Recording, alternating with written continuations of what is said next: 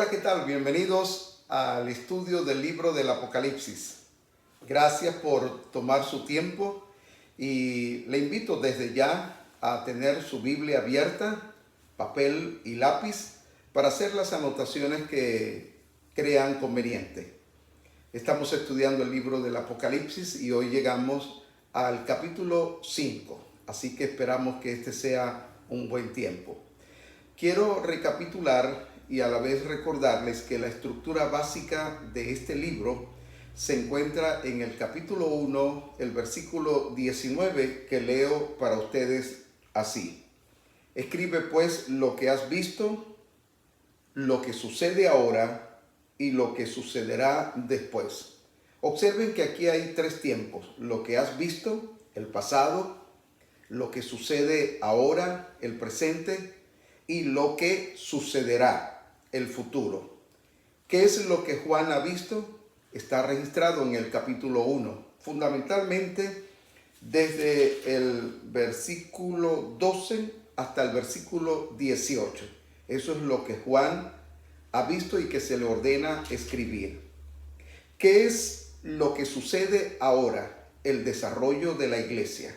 Cuando Juan escribe, existían 7 iglesias que ya hemos visto en la provincia de Asia, y Juan les escribe a esas 7 iglesias que representan 7 períodos de la iglesia de Cristo desde sus comienzos, el día de Pentecostés, aproximadamente en el año 31, hasta el arrebatamiento de la iglesia. Eso es lo que sucede ahora, en el tiempo en que Juan está escribiendo. Y lo que sucederá después tiene que ver con el futuro, que estamos apuntando a partir del capítulo 4 hasta el final. Esta es la estructura pues básica de este libro, y Juan aquí nos va a presentar como especie de un avance. Las películas, por lo general, cuando están siendo promocionadas, toman algunos episodios y hacen un avance como especie de un tráiler para dar a conocer lo que es el contenido de la película. Entonces Juan nos va a dar acá un avance de las cosas que van a suceder después del arrebatamiento de la iglesia. Y a partir del capítulo 4, como ya lo hemos visto, Juan recibe la orden de subir al cielo, y allá entonces comienza toda una visión de lo que Juan vio en el cielo, pero en parte también de lo que va a suceder en la tierra después del arrebatamiento de la iglesia. De modo que llegamos al capítulo 5 y voy a permitirme leer para ustedes. Así dice capítulo 5 del libro del Apocalipsis. En la mano derecha del que estaba sentado en el trono vi un rollo escrito por ambos lados y sellado por 7 sellos. También vi a un ángel poderoso que proclamaba a gran voz: ¿quién es digno de romper los sellos y de abrir el rollo? Pero ni en el cielo, ni en la tierra, ni debajo de la tierra hubo nadie capaz de abrirlo, ni de examinar su contenido. Y lloraba yo mucho, porque no se había encontrado a nadie que fuera digno de abrir el rollo, ni de examinar su contenido.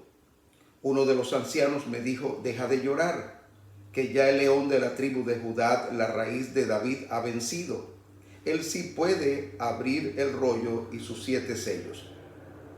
Entonces vi en medio de los 4 seres vivientes y del trono y los ancianos a un cordero que estaba de pie y parecía haber sido sacrificado.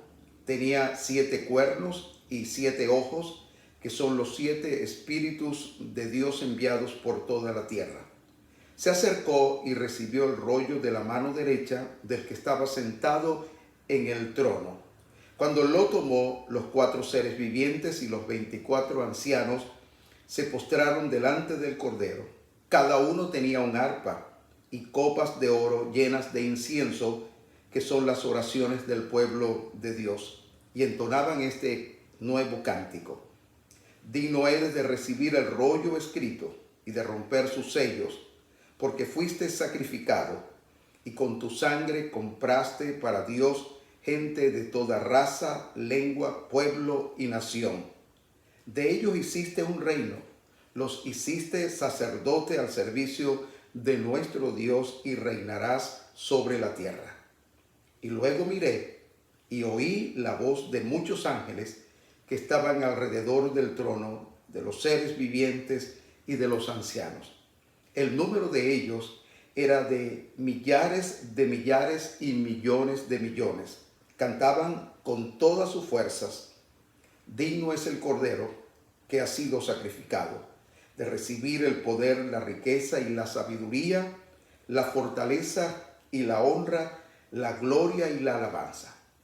Y oía cuánta criatura hay en el cielo y en la tierra y debajo de la tierra y en el mar, a todos en la creación que cantaban: al que está sentado en el trono y al Cordero, sean la alabanza y la honra, la gloria y el poder por los siglos de los siglos. Los cuatro seres vivientes exclamaron amén, y los ancianos se postraron y adoraron. Creo que es bueno recordarles que el libro del Apocalipsis no fue escrito originalmente ni en capítulos, ni en versículos, ni mucho menos en párrafos. En realidad, pudiéramos decir que estos dos capítulos deben ser tomados como una unidad, pero a causa del tiempo tuvimos que dividirlo, como está aquí. En este capítulo 5, entonces, Juan sigue describiendo lo que vio en el cielo, ¿ok? Lo que vio en el cielo. Es un adelanto que Juan nos hace a nosotros, los lectores, de lo que él vio en el cielo. Y noten que no ha perdido de vista ni al trono ni al que está sentado en el trono. Su mirada está enfocada en ese espectacular trono y sobre todo al que está sentado en el trono. Y esta imagen va a prevalecer porque a partir del capítulo 6 se van a desarrollar episodios que se desprenden de los sellos o del libro que hoy vamos a considerar. Así que les pido que no se pierdan la próxima clase porque vamos a comenzar a estudiar los jinetes del Apocalipsis. Ahora bien, ¿qué es lo que Juan entonces ve en el cielo? Ve un rollo escrito por dentro y por fuera y ve al que está sentado en el trono. Juan ahora entonces dirige su mirada al rollo que está en la mano derecha del que está sentado en el trono. La palabra rollo en griego es biblión, de donde viene nuestra palabra libro. En la antigüedad, déjenme decirles que se usaba como material de escritura el papiro. El papiro es una planta que crece a la orilla del río Nilo y que después de un largo proceso es empleado para tales fines. No vamos a entrar en detalle, pero es algo muy rico, por así decir, apreciar cómo preparaban el papiro para la escritura. Pero este material hecho de papiro era muy frágil y era muy incómodo tanto para el copista, es decir, para la persona que copiaba, como también para el lector. Y es bueno saber que la palabra papiro o de la palabra papiro viene nuestra palabra papel. Con el tiempo surgió otro material de escritura que se llama pergamino y que era hecho de piel de animales y que luego de un largo proceso también se usaba para tales fines, es decir, para escribir.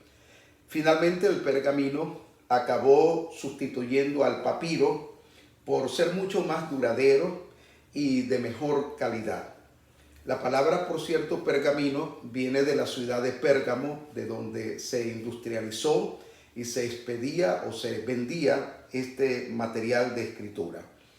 En el mundo antiguo, yo creo que es bueno que lo mencionemos acá, y hasta el siglo II después de Cristo, la forma en que se presentaban los libros o algo escrito era a manera de rollo, no de códice o libro como lo tenemos hoy. Este sería un códice, ¿ok? O libro, obviamente, pero antes era un rollo. Y es a partir del segundo siglo que se empieza a escribir con esta manera que se llama códice. Y se escribía en columnas.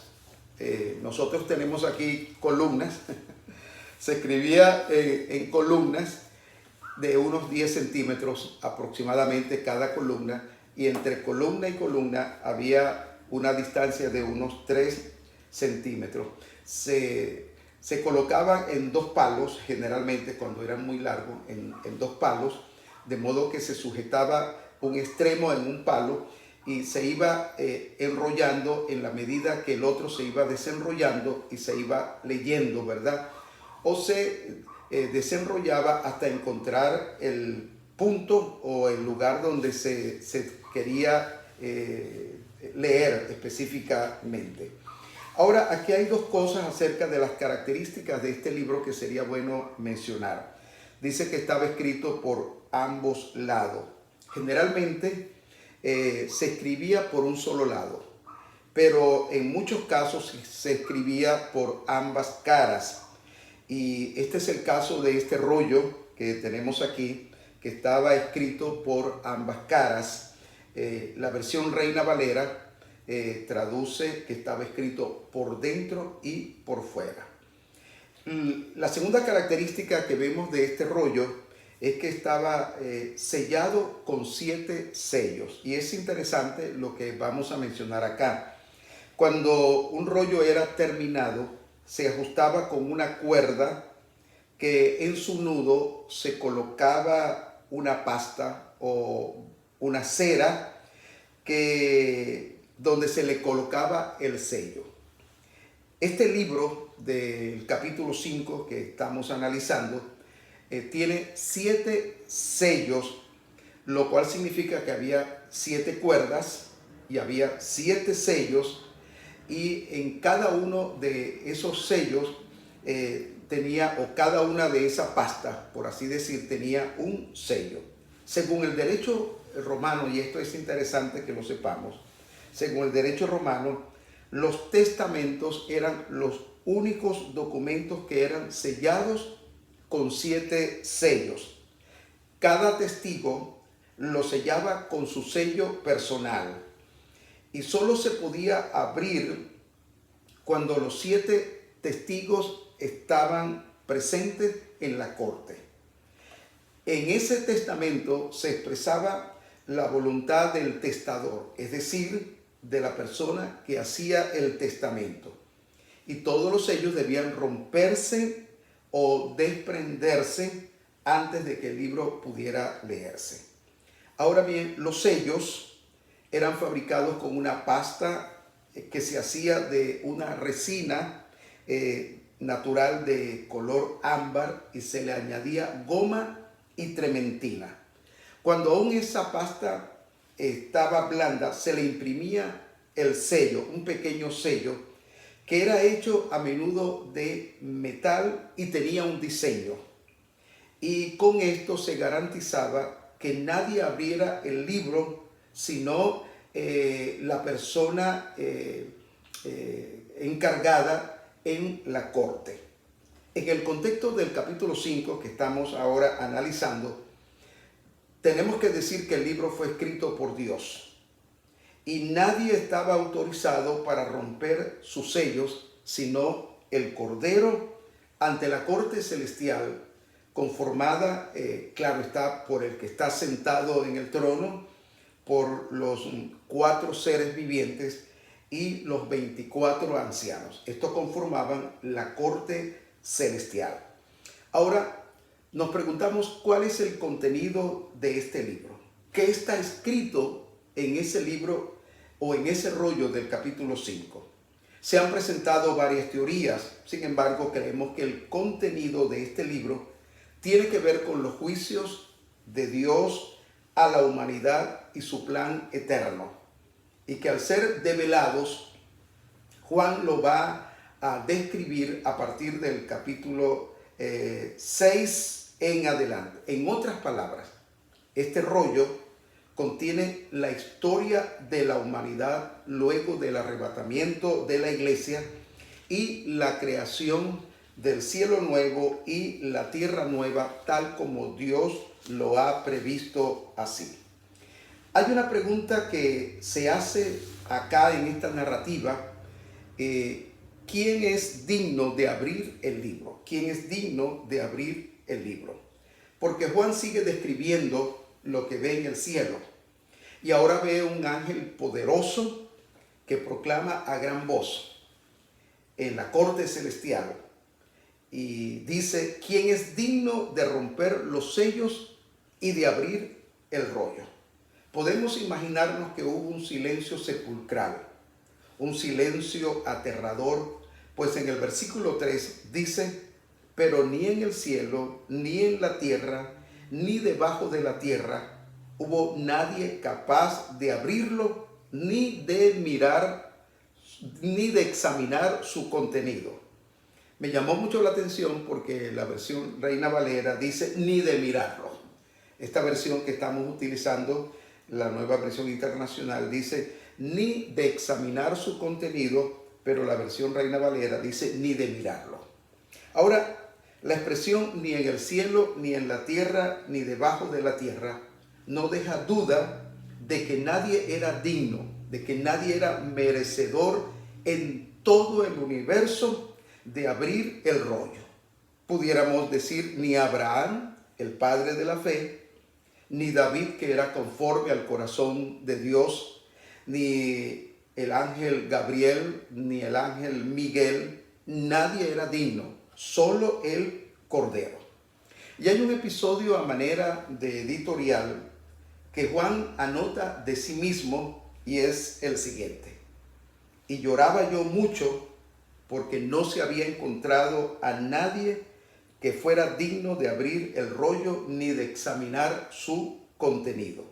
Esto da a entender que no solo hubo un silencio aterrador en el cielo, sino también hubo un reto, a manera de reto, permítame decir, para ver quién era capaz de abrir el libro, y Juan lloraba. Y uno de los ancianos, dice el relato, que estaba sentado alrededor del trono, dice que estaba vestido de blanco y con una corona de oro en su cabeza, le dice a Juan, deja de llorar, que ya el león de la tribu de Judá, la raíz de David, ha vencido. Él sí puede abrir el libro y sus 7 sellos. ¿Quién es este anciano? ¿Quién sería ese anciano que le habló a Juan? Bueno, quizás lo sabremos cuando estemos en el cielo, pero en todo caso, lo que se quiere resaltar aquí no es quién es ese anciano, sino presentar al que es digno de abrir el libro. Y se le describe con 2 títulos. El león de la tribu de Judá, el león de la tribu de Judá y la raíz de David. Es interesante que el libro de Apocalipsis es uno de los libros de la Biblia que más describe a Jesucristo por medio de nombres y títulos. Este libro emplea 36 nombres y títulos para señalar o para describir a Jesús. 36 nombres y títulos. Aquí el anciano le dice a Juan 2, el león de la tribu de Judá y la raíz de David. Veamos qué significa esto. Con el título El león de la tribu de Judá se lo identifica como descendiente del patriarca Jacob. Cuando ustedes tengan la oportunidad pueden buscar en Génesis capítulo 49, el versículo 10, donde el patriarca Jacob profetizó lo siguiente, y leo: el cetro no se apartará de Judá, ni entre sus pies el bastón de mando, hasta que llegue el verdadero rey, quien merece la obediencia de los pueblos. El cetro no se apartará de Judá, ni entre sus pies el bastón de mando, hasta que llegue el verdadero rey, quien merece la obediencia de los pueblos. Observe la profecía, hasta que llegue el verdadero rey. La versión Reina Valera traduce hasta que venga Siloh, S-I-L-O-H, hasta que venga Siloh. Este término Siloh puede ser traducido el enviado, aquel a quien le corresponde el cetro, el que trae paz. Entonces este término Siloh es una designación para el Mesías. Y es interesante que esta versión la traduce o lo traduce el verdadero rey. Así que esta es una profecía que está registrada en Génesis, en los albores de la humanidad. El otro título es La raíz de David. En 2 de Samuel capítulo 7, Dios le promete a David levantar de su descendencia uno que gobernará para siempre. Y María era de la tribu de Judá y descendiente de David. Por consiguiente, su hijo Jesús era de la descendencia de David según la carne. Esto lo dice Pablo en Romanos 1:3. Y por su padre adoptivo o padre putativo, como también se le llama, José, que era descendiente de David, entonces Jesús tenía el derecho legal al trono de David, y por su madre, como descendiente de David, tenía el derecho hereditario natural al trono de David, su padre. Aquí hay unas brevecitas que quiero dejárselas para que ustedes las busquen posteriormente. Mateo 1 al 16. Mateo 1 al 16. Ahí está una genealogía. Y Lucas capítulo 1, versículo 32. Lucas 1, 32. Y luego hay un comentario adicional con esta expresión: ha vencido. Él sí puede abrir el rollo y sus 7 sellos. Jesucristo dice: al que salga vencedor, le daré el derecho de sentarse conmigo en mi trono, como también yo vencí y me senté con mi Padre en su trono. ¿A quién venció? Al diablo en la cruz. Colosenses 2:15 dice: habiendo triunfado sobre ellos, es decir, las potestades. Pero también venció al mundo. En Juan 16:33, Jesucristo nos habla: en el mundo ustedes tendrán aflicciones, pero yo he vencido. Así que Jesucristo venció al diablo y venció al mundo con todos sus poderes, y por eso el anciano lo presenta a Juan como el que venció. Así que tenemos un Cristo triunfador que fue merecedor de abrir el rollo. Ahora veamos la figura del Cordero. Juan sigue entonces con la descripción de lo que vio en el cielo, en medio de los 4 seres vivientes y del trono y de los ancianos. Dice que vio un Cordero que estaba de pie y parecía haber sido sacrificado. Esto lo dice el versículo 6. No hay duda que con la palabra Cordero, Juan se está refiriendo a Jesucristo. ¿Recuerdan la cita de Juan 1:29? Cuando Juan el Bautista presentó a Cristo, dijo: he aquí el Cordero de Dios que quita el pecado del mundo. Y en el libro del profeta Isaías, en el capítulo 53, el versículo 7, dice: como cordero fue llevado al matadero. Así que es una figura que se usa para describir a Jesucristo. Es interesante que en este libro del Apocalipsis la palabra cordero es empleada 28 veces, obviamente para referirse a Jesucristo. Cuando Juan tiene esta visión, debemos recordar que ya Jesucristo había sido inmolado en la cruz. Así que lo que presenta Juan aquí es como una mirada retrospectiva, es decir, hacia el pasado, acerca del sacrificio de Cristo. Dice que parecía haber sido sacrificado. La versión Reina Valera traduce inmolado. del griego esfaso, que significa herido. ¿Qué significa esto entonces?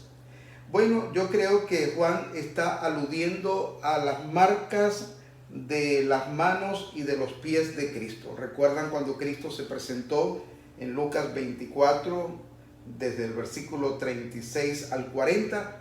Después de su resurrección, se presentó y le mostró, dice Juan o dice Lucas, sus manos y sus pies. Y la otra cuestión interesante es que en Apocalipsis 1:7 dice, y los que lo traspasaron harán lamentación de él. Así que el Cordero llevaba las huellas de su sacrificio en la cruz. Y Juan describe aún más al Cordero y dice que tenía 7 cuernos y 7 ojos. Esta es una figura bastante extraña, ¿verdad? Porque los corderos tienen 2 cuernos o 2 cachos, pero aquí dice que este cordero tenía 7 cuernos y 7 ojos. Recordemos que la palabra 7 en el libro del Apocalipsis y realmente en la Biblia habla de perfección o habla de totalidad. Ahora veamos un asunto aquí importante. La palabra cuerno en la Biblia representa tanto poder como honor. Poder como honor. De modo que los 7 cuernos representan la perfección del poder que reside en Cristo como el honor. Y los 7 ojos son los 7 espíritus de Dios enviados por toda la tierra. Con la expresión 7 ojos, de nuevo la palabra 7, nos indica la omnipresencia de Cristo, que está presente en todo lugar, y la omnisciencia de Cristo, que conoce todas las cosas. Así que con esta figura de 7 cuernos y 7 ojos, el Apocalipsis está presentando a Cristo como el Dios perfecto en la totalidad del poder y en la totalidad del conocimiento. El siguiente acto es la entrega del libro. Entonces, en la corte celestial, que está el trono, está alguien sentado en el trono, ya lo describió Juan, está el Cordero, están los 4 seres vivientes, están los 24 ancianos, y vamos a ver un poquito más adelante que hay millares de millares, millones y millones de ángeles. Así que hay un despliegue ceremonial impresionante que Juan ve en el cielo. Lo primero es que Jesucristo se acerca al trono y recibe el rollo de la mano derecha del que estaba sentado en el trono, que como ya hemos visto, tiene un aspecto semejante a una piedra de jaspe y de cornalina, y el trono está rodeado de un arco iris que se asemejaba a una esmeralda. Es de notar que Juan no describe a Cristo o al que está sentado en el trono, sino la refulgente presencia, por así decir, del que estaba sentado en el trono.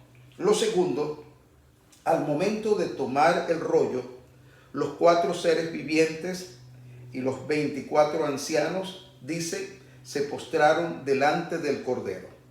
Hay algo que Juan no había apuntado hasta ahora con respecto a los 4 seres vivientes y de los ancianos, y dice es que cada uno de ellos tenía un arpa y copas de oro llenas de incienso, que son las oraciones del pueblo de Dios.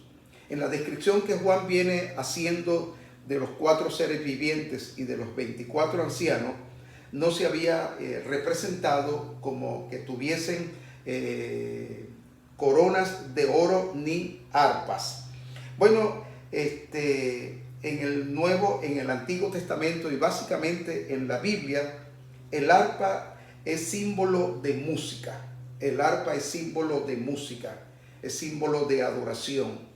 Por cierto, Juan es el único escritor del Nuevo Testamento que emplea la palabra arpa, y todas las veces aparece aquí en el libro del Apocalipsis.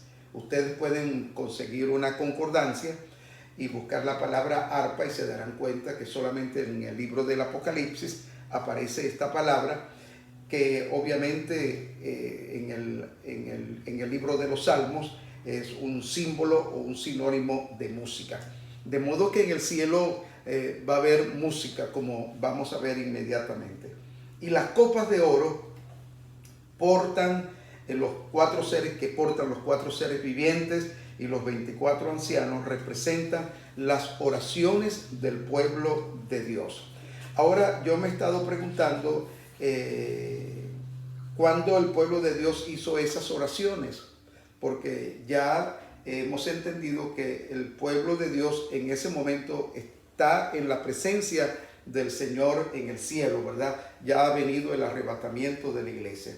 Es como mirar hacia atrás y decir, bueno, delante del trono de Dios están todas las peticiones, las oraciones del pueblo de Dios. Qué bueno es saber que nuestras oraciones, cuando las hacemos en el nombre de Cristo, es decir, con la autoridad de Cristo, y que hemos usado el camino que Él nos abrió para entrar al lugar santísimo, esas oraciones están en el cielo y la Biblia dice que son como una ofrenda grata delante del Señor. Así que no tenga temor, su oración está en el cielo. Dios hace memoria de sus oraciones. Ahora, finalmente vamos a ver la adoración en el cielo. Vamos a ver la adoración en el cielo. Y es en los versículos de 9 al 14. Tenemos el más impresionante coro que jamás se haya escuchado en el universo. Vamos a darnos cuenta de esto. Los versículos 9 al 14, entonces Juan describe aquí el más impresionante coro que jamás se haya escuchado en el universo. Y esto viene en tres oleadas. En primer lugar está la alabanza de los cuatro seres vivientes y de los 24 ancianos. Esto está en los versículos 9 al 10. Esta es la primera oleada, el primer coro que presentan aquí los cuatro seres vivientes y los 24 ancianos. Leo de nuevo porque es algo impresionante. Dice, y entonaban este nuevo cántico: digno eres de recibir el rollo escrito y de romper sus sellos, porque fuiste sacrificado y con tu sangre compraste para Dios gente de toda raza, lengua, pueblo y nación. De ellos hiciste un reino, los hiciste sacerdotes al servicio de nuestro Dios y reinarán sobre la tierra. Juan dice que es un cántico nuevo y yo me he estado preguntando, ¿cómo sabe Juan que es un cántico nuevo? Yo supongo entonces que Juan nunca lo había escuchado. ¿Cuál es el objeto de este canto? ¿Hacia dónde se dirige este canto? Este canto es totalmente cristocéntrico. Se dirige a Cristo y le dice, eres digno de recibir el rollo escrito y de romper sus sellos, porque fuiste sacrificado y con tu sangre compraste para Dios. Y aquí habla de la redención de hombres y de mujeres, de toda raza, lengua, pueblo y nación. Esta es entonces la primera oleada.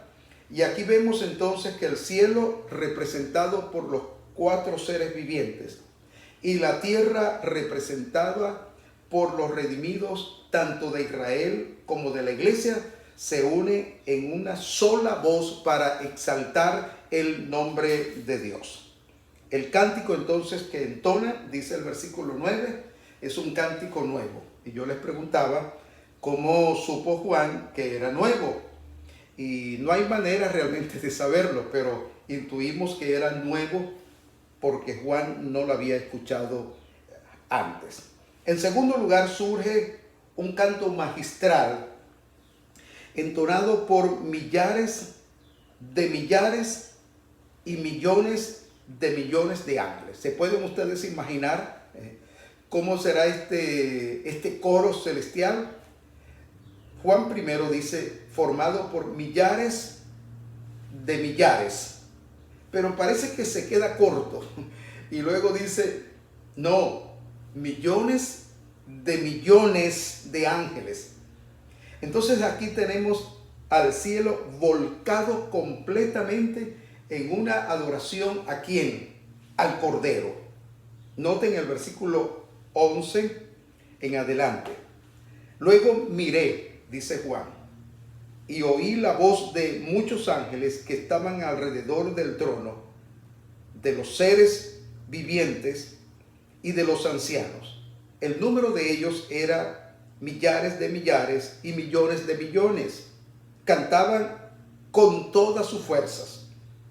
Digno es el Cordero que ha sido sacrificado de recibir el poder, la riqueza y la sabiduría, la fortaleza y la honra, la gloria y la alabanza. Un coro formado por millones y millones de ángeles que cantaban con todas sus fuerzas. ¿A quién? Al Cordero. Así que la adoración celestial está enfocada exclusivamente en adorar al Cordero, al Señor Jesucristo. Y en tercer lugar, Juan ve ahora a toda la creación. Dice, en el cielo, dice el versículo 13, y oí a cuánta criatura hay en el cielo y en la tierra y debajo de la tierra y en el mar, a todos en la creación que cantaban, al que está sentado en el trono y al Cordero, sean la alabanza y la honra, la gloria y el poder por los siglos de los siglos. Me ha llamado mucho la atención porque dice ahora que es cuánta criatura hay en el cielo, cuánta criatura hay en la tierra, todo lo que hay debajo de la tierra y aún en el mar. Toda la creación cantaban entonces al Señor. Y esto me llevó a pensar en el Salmo 148, que voy a leerlo para ustedes porque creo que este salmo tiene algo muy extraordinario. Dice, alaben al Señor desde los cielos, alábenlo desde las alturas, alábenlo todos sus ángeles, noten, todos sus ángeles, todos sus ejércitos, que son los ángeles. Luego alábenlo sol y luna, que son las dos lumbreras mayores que nosotros podemos ver cerca aquí en la tierra. Alábenlo estrellas luminosas. Alábenlo ustedes altísimos cielos. Y ustedes las aguas que están sobre los cielos, es decir, las nubes, ¿verdad? Sea alabado el nombre del Señor porque Él dio una orden y todo fue creado. Todo quedó afirmado para siempre. Emitió un decreto que no será abolido. Luego viene a la tierra el salmista. Dice, alaben al Señor desde la tierra, los monstruos marinos y las profundidades del mar, el relámpago y el granizo, la nieve y la neblina, el viento tempestuoso que cumple su mandato, los montes y las colinas, los árboles frutales y todos los cedros, los animales salvajes y los domésticos, los reptiles y las aves. Luego habla los reyes de la tierra y todas las naciones, los príncipes y los gobernantes de la tierra, los jóvenes y las jóvenes, los ancianos y los niños. Entonces hay como un remate, ¿verdad? Alaben el nombre del Señor porque solo su nombre es excelso. Su esplendor está por encima de la tierra y de los cielos. Él ha dado poder a su pueblo. A Él sea la alabanza de todos sus fieles, de los hijos de Israel, su pueblo cercano. Aleluya, alabado sea el Señor. ¿Por qué quise traer a colación esto? Porque aquí hemos leído en el capítulo 5, el capítulo que estamos considerando, el versículo 13, que Juan dice, y oí cuanta criatura hay en el cielo y en la tierra y debajo de la tierra y en el mar, a todos en la creación que alababan al Señor. Y este Salmo 148 es una expresión completa. Desde los cielos hasta las profundidades del mar alaban al Señor. De modo que este cuadro de adoración que nos describe Juan es la más excelsa, pura y fragante adoración al Cordero como nunca antes se ha escuchado en el universo. Esta es la más excelsa adoración jamás cantada en el cielo ni en la tierra al Cordero. Así que Juan comienza entonces a describir lo que sucede en el cielo, como un adelanto de lo que sucede en el cielo. Ya nos habló en el capítulo 4 y nos hizo una descripción del trono y del que está sentado en el trono, y luego nos habló acerca del rollo que nos habla de la historia de la humanidad que ya está escrita por el Señor, y nos habla de el Cordero, el excelso, glorioso Cordero, y termina aquí en una extraordinaria alabanza. No se escapa nada para alabar y bendecir el nombre del Señor. Hay una anécdota, y con esto quiero terminar, hay una anécdota que leí de Martín Lutero. Ustedes saben que Martín Lutero, aparte de ser un gran teólogo, también fue un gran músico. Fue el compositor del famoso cántico Castillo Fuerte es nuestro Dios. Era un hombre amante de la música.